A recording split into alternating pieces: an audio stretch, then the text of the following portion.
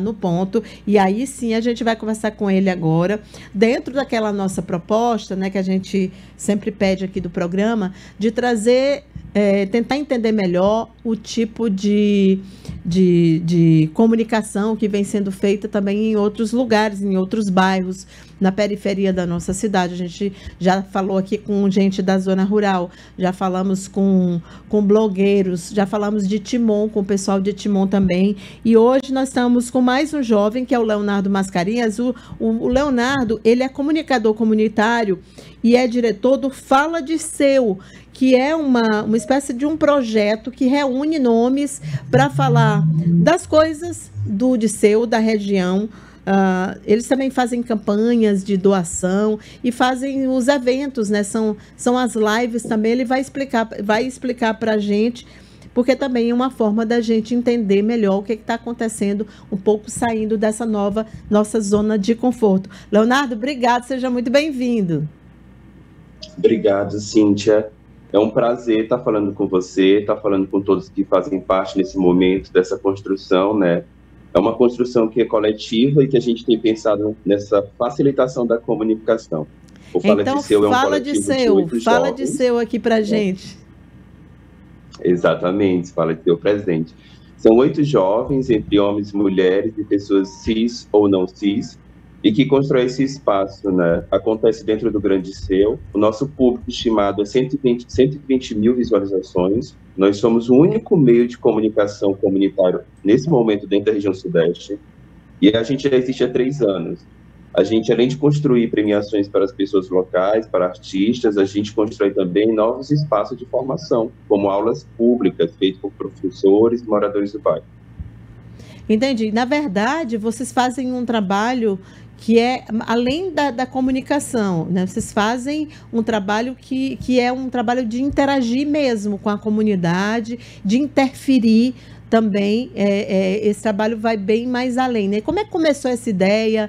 Quem são essas pessoas que fazem parte do grupo?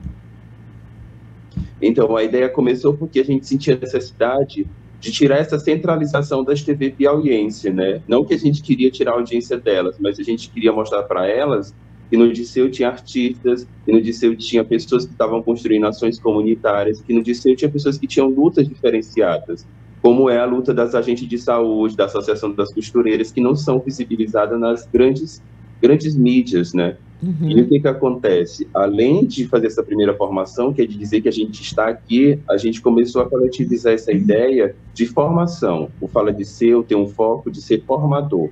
A gente, interligado com a Universidade Federal e Estadual, começou a trocar essas informações e saber como que a gente poderia fazer essa comunicação mais igual e que a gente pudesse levar o acesso de uma forma correta. Daí se juntou a Vitória, se juntou o Irelan, se juntou a Jordânia, se juntou o Tiago, se juntou também o Matheus, que foi construindo esse espaço, se juntou o Marcos, que também é jornalista, e foi construindo isso, né, de fazer um texto, de fazer uma legenda.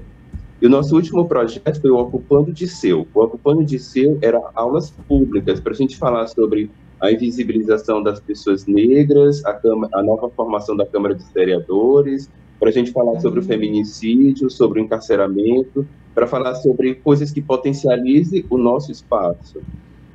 Ah, que legal. E qual foi a opinião dos jovens sobre a formação? Qual é a participação deles nessa questão política, né?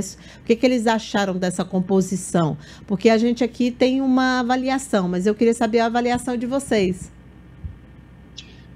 O Fala de Seu, ele fez a primeira semana do Jovem Político do Grande Seu, uma semana onde 6 palestrantes formaram pessoas, foi um curso para 20 pessoas, para 20 pequenos formadores.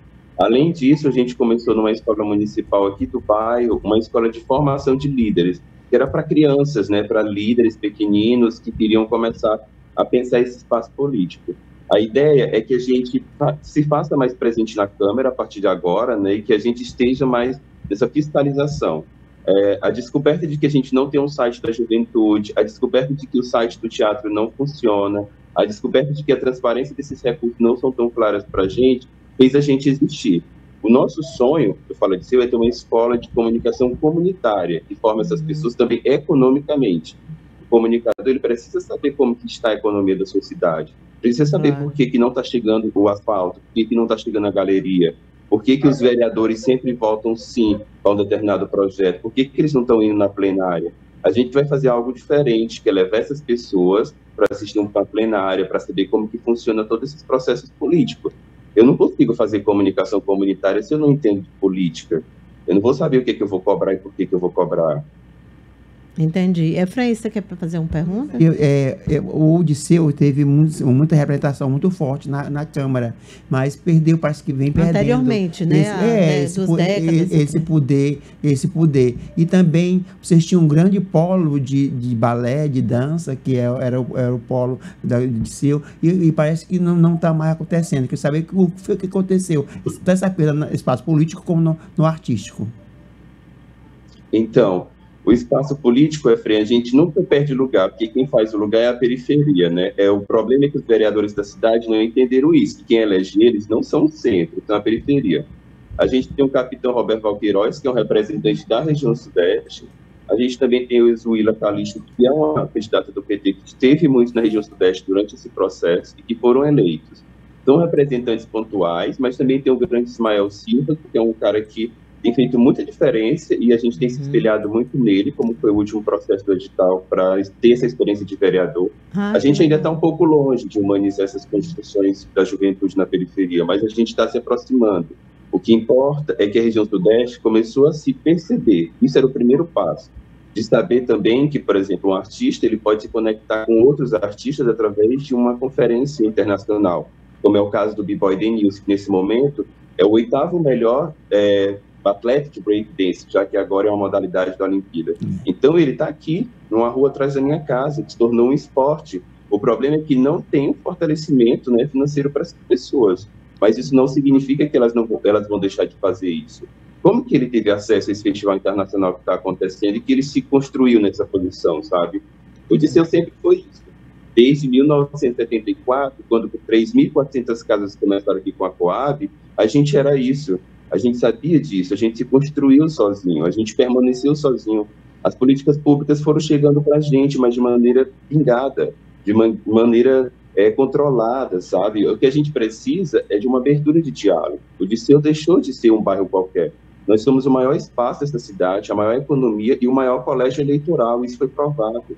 Então, eu acho que o diálogo tem que ser bem maior.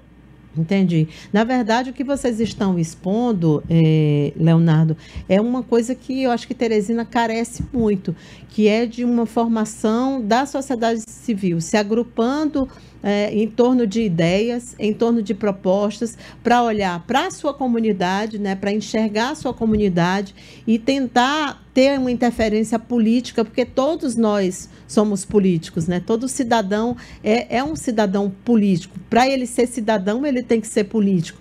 E essa interferência, esse exemplo de vocês, é algo que a cidade precisa muito. Por que nós tivemos tantos votos brancos, nulos, no segundo turno dessa eleição? Porque a gente tem uma parcela muito grande da população que não se identificava com nenhuma daquelas propostas. Por que tem uma Câmara Municipal que, do ponto de vista de uma avaliação mais simplista, é uma Câmara extremamente conservadora numa cidade que é uma cidade não tão conservadora? Porque exatamente quem elege essas pessoas não é exatamente quem está exercendo essa cidadania. Eu acho que é mais ou menos por aí. Cíntia, eu tenho 29 anos e há 29 anos que eu sei que o Jeová Alencar é presidente da Câmara dos Vereadores. Ele é uma pessoa branca que ocupa um espaço de poder e eu sou uma pessoa do Disseu. Para eu entender esse processo, demorou um certo tempo. Eu sozinho tive que ir para a federal, tive que fazer meu mestrado, tive que correr atrás do doutorado e construir esse espaço sozinho. A minha obrigação agora não é fazer essa luta partidária, é dizer para a minha comunidade que a gente pode fazer diferente através da formação. A única coisa que me potencializou durante esse tempo todo na cidade de Teresina foi a minha própria luta e a luta que eu tive com os meus estudos, né? E as pessoas têm percebido isso, e quando elas perceberem isso, elas vão se fortalecer e vão ser independentes, vão deixar de achar que tudo depende de lá, tudo depende daqui, a política começa daqui de baixo, né?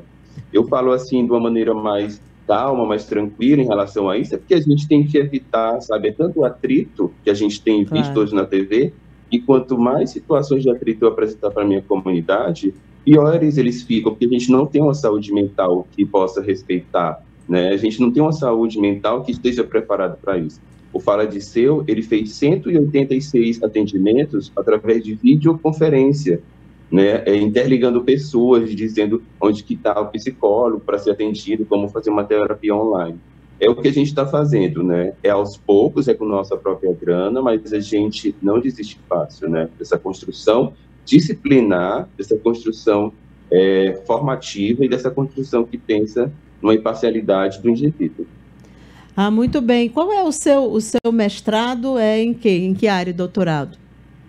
E antropologia social. Ah, muito bem. Leonardo, parabéns pelo trabalho. Acho que é muito bacana. Eu acho que a gente tem que. Aqui eu tenho muita necessidade até. Eu acho que a comunicação ela precisa ampliar os horizontes e a gente tem que entender o que está acontecendo do ponto de vista de quem vive nos lugares, né? Não através de porta-vozes. Eu acho que os políticos eles têm espaço demais na televisão piauiense e eles, com isso, acabam